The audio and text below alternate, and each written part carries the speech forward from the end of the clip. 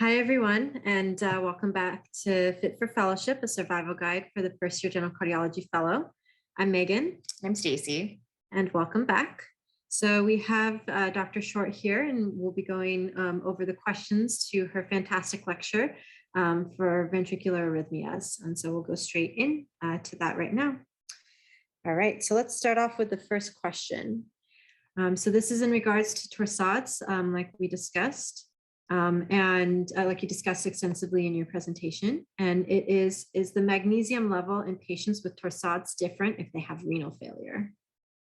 Yeah, so that's a good question. I didn't really go that far in depth in the presentation, but magnesium is renally excreted. So it is a good thought that if your patient has ESRD or if they have significant renal dysfunction, that you should keep an eye on the magnesium level. Initially, the treatment for torsades, it shouldn't be any different. You should still give 1 to 2 grams of magnesium at a time to try to break it. And then you can still start the magnesium drip. You just want to check the level intermittently. And you probably shouldn't give more than about 20 grams over the course of 48 hours, more or less. And then just keep an eye out for signs and symptoms that would suggest that there's increased levels of magnesium. Early on, that could be things like nausea. It could progress to blurry vision. And then obviously when you have levels that are very high over 12, you could start to experience paralysis. But I've never been in a situation where, we're giving levels or we're giving so much magnesium that the levels get that high. But it is a good thought. So continue to check the level and make sure that it's not, getting higher than that level of around 7 where you can start to see the ill effects. But initially still treat it the same. Don't worry about the level or the renal dysfunction initially to break it. Fantastic, thank you.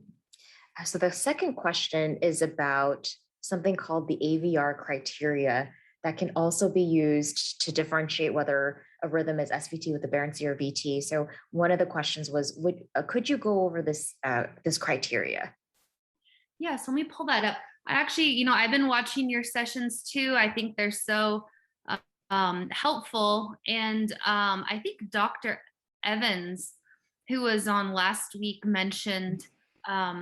briefly mentioned this. So let me see if I could pull up. Do you want to share slides? Yes, I'll do that here. Fantastic. Okay. Sorry, give me just a moment here. No worries.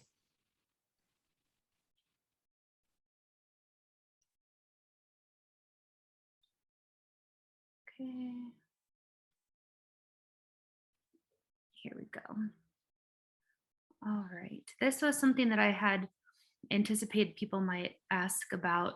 So I just have a few things. So, in general, when you're looking at these criteria to differentiate VT from SVT, it really comes down to just a couple of principles, which is looking at differences in how the electricity moves through the cardiac myocytes versus the electrical conduction system. So I have this little picture here. Well, first I'll pull up, here is the Varecki algorithm. I had gone over the Brugada algorithm. I think either of these are useful. So this looks at different criteria, just looking at AVR. Mm-hmm. And these initial criteria talk about the presence of an initial R wave or the presence of an initial R or a Q wave greater than 40 milliseconds. So I have this old picture from like a book, I think, and let's see. Whoops. There we go. So just to kind of review, the normal electricity, it goes from the SA node to the AV node. It goes down to the His bundle into the 2 different bundle branches. And let me show this little picture that I think is just a helpful reminder. So this is showing the how the ventricle depolarizes, and it's starting from the initial signal. So initially depolarization occurs in the septum from the left bundle towards the right across the septum. But in general, this early depolarization, it occurs down towards AVF and also towards the a little more anteriorly towards the right ventricle. So if you have, and this is kind of showing, what you would see in the different leads. This is showing AVF. So if you have a signal that initially is moving more anteriorly and down towards the apex, you can imagine that AVR, which is a right-sided lead, you shouldn't expect to see an R wave. The polarization should never be moving in that direction. So that's if it is moving towards the right, then you know that you have an electrical signal that's starting from somewhere that's atypical and not within the specialized conduction system. So that's sort of what this looking at the initial R wave kind of tells us.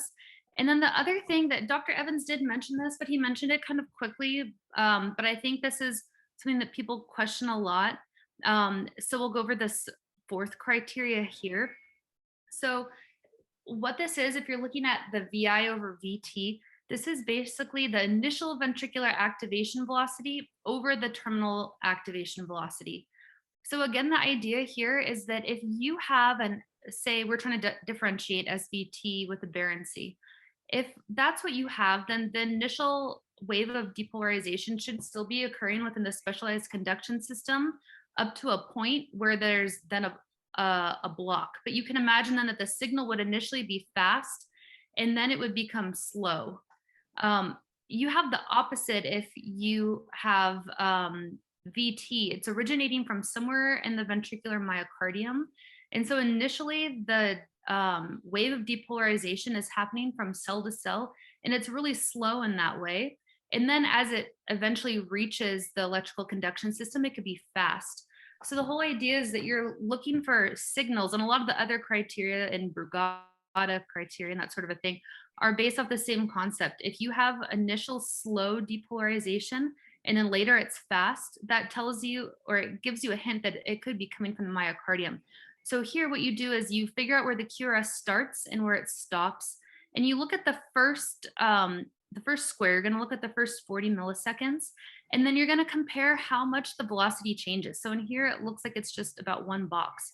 Okay, now go to the very end and go back a box and go from that point and look at how much the velocity changes there. So if this, if you have the VI over VT less than 1, then it's consistent with VT. And it's basically just, it looks complicated, but it's just a way of describing again that it looks like the initial depolarization is occurring cell to cell as opposed to in the specialized conduction system. So I think that's the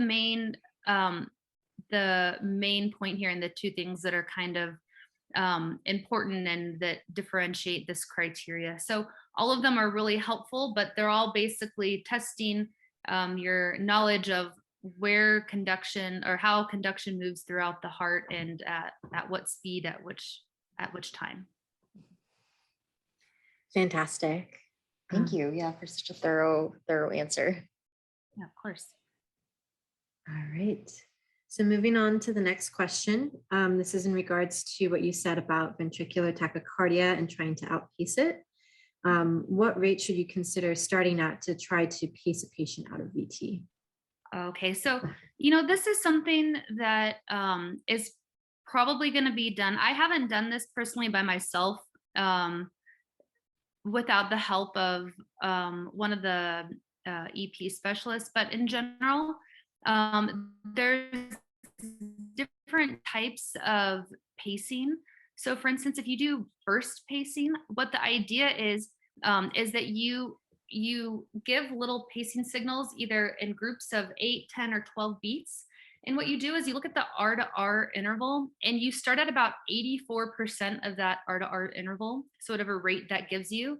And then you can try this pacing method. And then if it's not working, you can slowly increase it up from about 84 to 88%. So it's a little complicated. It's not necessarily as easy as just, picking a rate, but That's what my EP colleagues have said to do. Start around 84% of the cycle length. And so whatever rate that corresponds to. Awesome. Thank you. So the next question is, what is the significance of seeing monomorphic VT versus polymorphic VT? Yeah, so this was this lecture, I know it was a little bit vague. It was really kind of focused more on just identifying VT in general. There are certain types of VT that I mean, many of you may already be familiar with them, but if not, you'll start to learn them over the course of your fellowship. And so there's a lot of different patterns that we look for. There's some types of VT that can come from the RVOT that are benign if we see that, and that typically we would see a monomorphic VT pattern. But I think the easier one to start with is polymorphic VT. There's mostly two flavors of that. One is torsades, which I went over. And if your patient has a prolonged QT interval, then usually that's the cause of you get torsades as polymorphic VT. If you have a patient that has a normal QT interval and you're seeing polymorphic VT, you should be very suspicious for ischemia. There are other types of, you can have some congenital heart abnormalities, some cardiomyopathies. Sometimes they can give you polymorphic VT, but usually it's torsades or ischemia. Those are the two most common. So if you see polymorphic VT, usually it's a little more concerning that, you know, there could be one of those two things kind of brewing that you need to address. With monomorphic VT, obviously you still need to address it, but as I mentioned, some of these can be kind of benign even, but there's just different patterns. So if you have a prior infarct, you could have scar-based VT, which tends to be monomorphic. So I would say that initially, if you see polymorphic, you need to look at the QT interval, and then you need to have a high suspicion for ischemia. And then with monomorphic, still treat it in the way that we kind of talked about, but there could be a number of different causes. Thank you. The next question is, when would you consider placing a patient on both amiodarone and lidocaine together? So it's rare that I've had to do the combination, but if you have a patient who's experiencing, you know, VT storm, some kind of electrical storm, so they're having more than 3 events of unstable VT or VFib, then I've had success putting patients on amiodarone, and then if they don't respond, still adding lidocaine. But most of the time, I've had patients usually respond to one, but you can do 2. If you do have a patient that's experiencing VT storm, it's probably a good idea to get EP involved and then consider if there's some kind of you know, catheter-based approach that would be appropriate as well. But that's been my approach. When you have a patient, when you're in an ACLS moment, and you know, you kind of go down the criteria, you can give amiodarone, and then there are criteria to give lidocaine, but usually you don't give both. But if it's incessant, you can. But I would say VT storm is the time that I've done it. Fantastic. All right. And I think this is the last question that we have.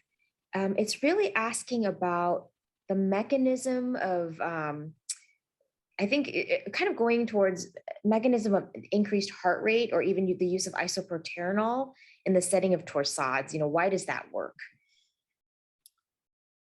So in general, torsades is worse. So when you have bradycardia, the QT interval is longer. So that's sort of the baseline. It's just that if you increase the heart rate, it decreases the QT interval. So if you have a patient, whether they have congenital long QT or it's acquired, you can still pace them. Isoproterenol, it sort of depends, but you can actually pace them and try to just increase the heart rate, which will by default reduce the chance of any pauses occurring, and it'll just shorten the QT interval. So that's kind of the idea behind how you can break an episode of torsades if needed by that method. Perfect. Excellent. Well, thank you very much for answering all of our questions, Dr. Short. We really appreciate it, and a fantastic lecture as well. Thank you. Thank you. Thank you for letting me be part of this, and keep up the great work. I've enjoyed all the lectures myself. Oh, thank Thank you. you. Thank you.